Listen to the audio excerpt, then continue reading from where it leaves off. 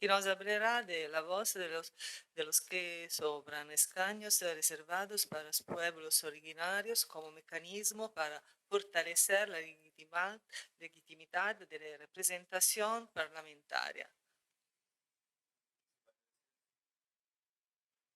Muchas gracias por la amable presentación. Es para mí un enorme honor poder compartir con tan destacados académicos a nivel internacional y formar parte de esta mesa. Y además también es un enorme honor poder hacer llegar algunas ideas, reflexionar sobre algunos asuntos ligados a una necesaria reflexión acerca de cómo mejoramos nuestros niveles de representatividad.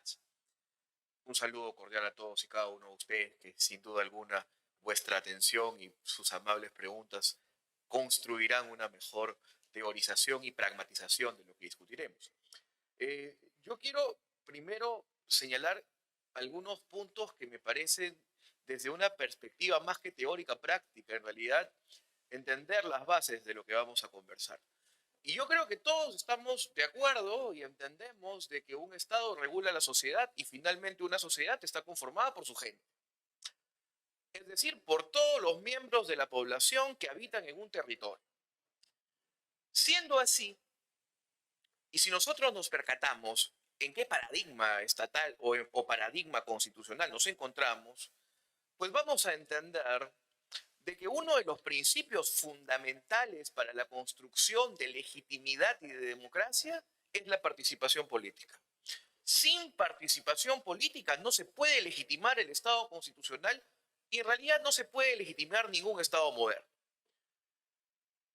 Habría que preguntarnos cuánto participa la población en un determinado territorio donde tiene asentados sus bases estructurales un Estado. Y esta respuesta es bastante complicada, sobre todo en países donde han existido comunidades ancestrales, comunidades indígenas, comunidades nativas, que inclusive son preexistentes a la formulación republicana de los estados. Por ejemplo, puedo señalar el caso del Perú. En el caso del Perú, tenemos la siguiente realidad. Hay 51 comunidades ancestrales, es decir, comunidades que existían antes de que el Perú exista. 51, de las que han sido reconocidas, porque en realidad han habido algunas comunidades que no lo fueron de acuerdo a la formalidad de la norma. Habría que preguntarnos además si es que las estructuras normativas han sido realmente con efectividad socializadas acorde al contexto cultural. Y creo que la respuesta es negativa. Ni siquiera la misma constitución peruana ha sido traducida a las lenguas originarias de esas 51 comunidades. ¿Cómo entonces podríamos pretender la legitimidad de la República del Perú? ¿O cómo podríamos pretender la legitimidad del Estado peruano y de otros estados que compartimos, como lo ha señalado también el profesor Peralta, el caso mexicano, el caso boliviano, etcétera, etcétera, etcétera? Y eso dentro de la circunscripción regional. Si nos vamos a Europa, también hay algunos países en los que ha ocurrido lo mismo. Lo mismo en algunos países en Oceanía, lo mismo también en algunos países en Europa Oriental y en Asia. Partiendo entonces de esa problematización, surgen algunas posibilidades para dar respuesta a estas preguntas y para de alguna forma buscar soluciones. Y creemos firmemente que una de las soluciones es la implementación de escaños reservados, de curules reservadas, de asientos reservados en los parlamentos. Creemos firmemente que los parlamentos son, en esencia, los espacios idóneos para discutir, para conversar y para transformar las realidades de nuestros países. Es allí donde reside la posibilidad de representar las distintas ideologías, representar las distintas etnias y culturas y representar, por supuesto, los distintos contextos diferenciados que pueden generalmente encontrarse en una sociedad. Lamentablemente, no nos hemos percatado de que en la mayoría de nuestros países en la región hemos sufrido un proceso de enculturación que no ha tenido en cuenta esas construcciones culturales. No ha tenido en cuenta las especiales connotaciones, diferencias, y no hemos tenido en cuenta desde el ámbito legislativo que el derecho, y quiero ser enfático con esto, es eminentemente una expresión cultural.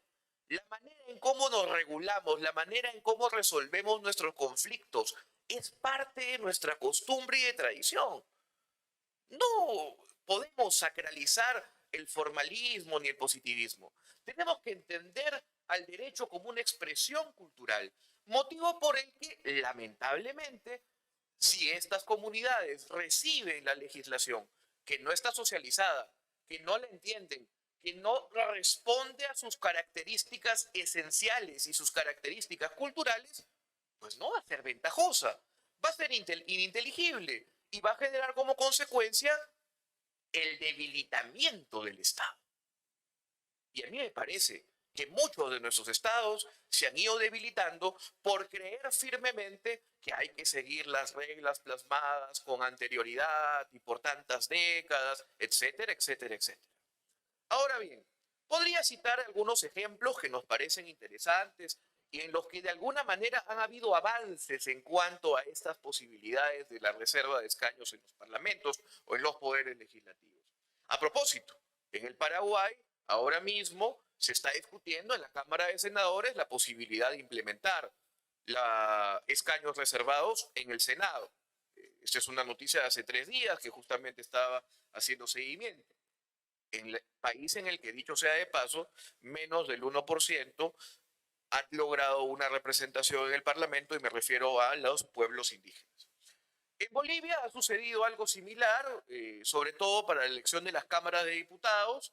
Ha existido la implementación de escaños reservados, como también fuera de nuestra región, en Fiji, donde los asientos reservados son aproximadamente 130. Incluso en la India, donde de 543 legisladores, 103 son escaños reservados, los que se dividen en 70 para castas, 41 para tribus e incluso para la comunidad anglo-india, 2 escaños reservados. En mi país, la posibilidad de implementar mecanismos para la participación ciudadana en la formación o construcción normativa no se ha dado en el Parlamento.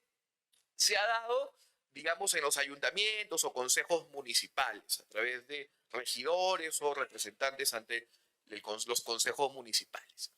Pero no se ha hecho a través de escaños reservados, se ha hecho a través de cuotas de representación. Y aquí la crítica al sistema de cuotas de representación. ¿Qué ha pasado? De que, supongamos, un partido político X, el partido A, el partido B, etcétera, establece en su lista determinados candidatos. Y el último de la lista o el penúltimo de la lista es mujer o pertenece a un pueblo indígena. Y así, entre comillas, se cumple con la legislación. Cuando se llevan a cabo las elecciones, generalmente hay 3 partidos políticos que más o menos podrían llegar a tener representación, y lo que se genera es de que sean los 3 primeros de las listas los que lleguen a ocupar cargos de concejales o de regidores en esas municipalidades. Entonces, en consecuencia, la legislación es un saludo a la bandera, es letra muerta, no se materializa la posibilidad de representar a pueblos indígenas, no se materializa ni se concreta la posibilidad de representar directamente a estas comunidades ancestrales. Los escaños reservados, estimados amigos, estimadas amigas, buscan garantizar, ¿qué cosa? La existencia. ¿De qué? De estas comunidades. No solamente nos encontramos ante la necesidad de plantear elementos para una mayor participación política. Eso generaría igualdad, y está bien, pero la posibilidad de establecer escaños reservados materializa que se mantengan esas particularidades de estas culturas y que en base a sus realidades puedan promover normas que les sean beneficiosas y que lamentablemente en los ámbitos subregionales, en los ámbitos locales, no se logra materializar. Y esto a mí me parece fundamental. Quiero cerrar por el tema del tiempo con algunas ideas. Voy a colocar una especie de 10 ideas o 10 argumentos a favor de que se establezcan escaños reservados. Y con esto terminaré esta comunicación. Primero, Es importante asegurar la igualdad de oportunidades para todos los ciudadanos en la política. Si nosotros hacemos un análisis, si queremos, teórico de cómo llegó el Estado liberal y luego el Estado social, radica principalmente en la idea de fraternidad. Y a la fraternidad hay que entenderla como la cooperación.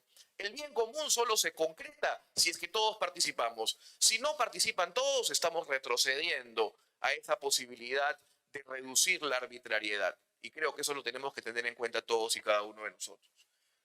El segundo punto es que se debe promover la representatividad del Parlamento. Si nosotros hacemos un análisis del nivel de popularidad de los parlamentos en el mundo, les digo desde el caso peruano, este tiene un 8%. Es una cifra totalmente alarmante, lo cual genera como consecuencia la deslegitimación de las instituciones, sobre todo de una institución tan importante como es el Poder Legislativo. Eso generalmente contribuirá a la posibilidad de reducir la marginación y la exclusión política. Y no solamente eso, sino que también coadyuvará a fomentar la igualdad y fomentar la justicia social.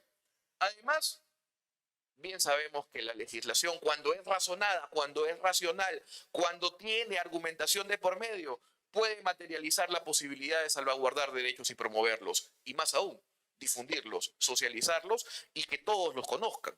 Lamentablemente, estas comunidades no solamente no tienen la capacidad de legislar o de promover normas que sean beneficiosas para ellas, sino que además las instituciones tutelares del Estado no tienen presencia en dichas comunidades. Hay una inexistencia del Estado en estos pueblos ancestrales. Y además es importante garantizar de que exista una participación activa, una participación significativa de estos grupos que estructuralmente han sido marginados y que no podemos negar deben tener una mayor participación política para lograr de que nuestras democracias sean ciertas, sean justas y puedan construir un mejor mañana. Con esto quiero culminar esta comunicación, muy agradecido con cada uno de ustedes y sobre todo por haberme acompañado en esta mesa. Muy amables.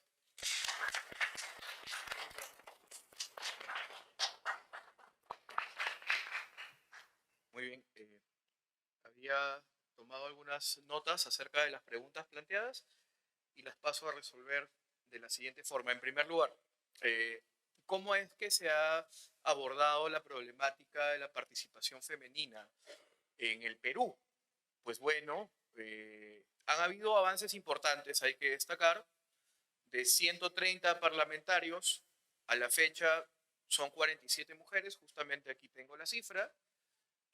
Ha habido una normativa bastante importante relacionada a la sanción de acoso político con respecto a mujeres, que me parece fundamental, me parece una norma bastante innovadora y de carácter bastante avanzado.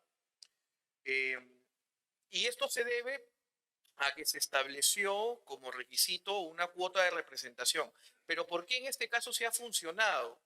Porque la cuota de representación era de alternancia, es decir, supongamos, si un distrito electoral tiene 5 representantes, si el primero es varón, la segunda será mujer, el tercero será varón, la cuarta será mujer.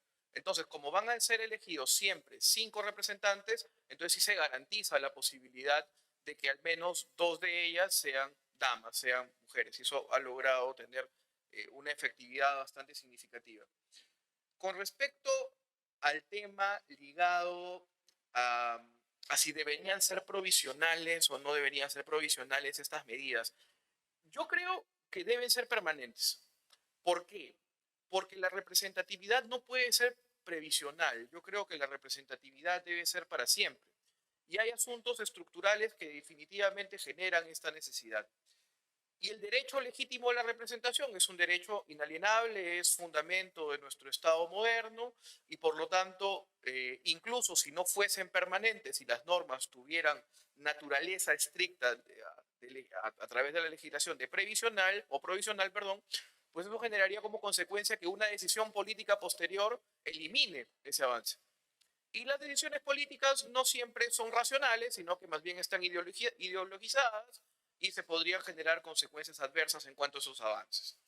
Y con respecto a la multiculturalidad e interculturalidad, pues bueno, la multiculturalidad implica una coexistencia eh, que se encuentra bastante presente en diversos países, pero me parece que el paradigma institucional de un Estado constitucional es hacia una interculturalidad. ¿Qué quiero decir con esto? Que partiendo del principio de fraternidad o cooperación, el bien común solo se materializa con la participación activa de todos. Entonces, ese aprendizaje, esa interrelación y esa construcción de una sociedad mucho más justa, mucho más democrática y que se funde en valores positivos, se logrará en la medida de que pueda existir una conversación constante y permanente. Justo estábamos conversando con el profesor Peralta acerca de algunos asuntos que tal vez no hemos abordado en esta mesa, pero que son sumamente interesantes, como por ejemplo, cómo es que la jurisdicción o la justicia consuetudinaria u originaria en algunas ocasiones resulta ser mucho más ágil que los fueros comunes. Habrá entonces que aprender mucho de los fueros de la justicia consuetudinaria. Yo le mencioné un ejemplo, una obligación de dar suma de dinero, que en el Perú puede tranquilamente demorar 2 años, y esto es hasta más, créanme que hasta más, en la justicia consuetudinaria dura una semana, un mes. Entonces, creo yo que tenemos que aprender bastante acerca de estos mecanismos de resolución de conflictos que buscan, sobre todo, cumplir con el fin abstracto de los procesos. ¿Y cuál es?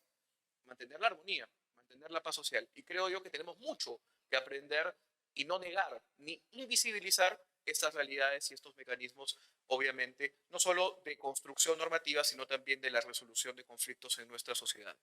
Gracias.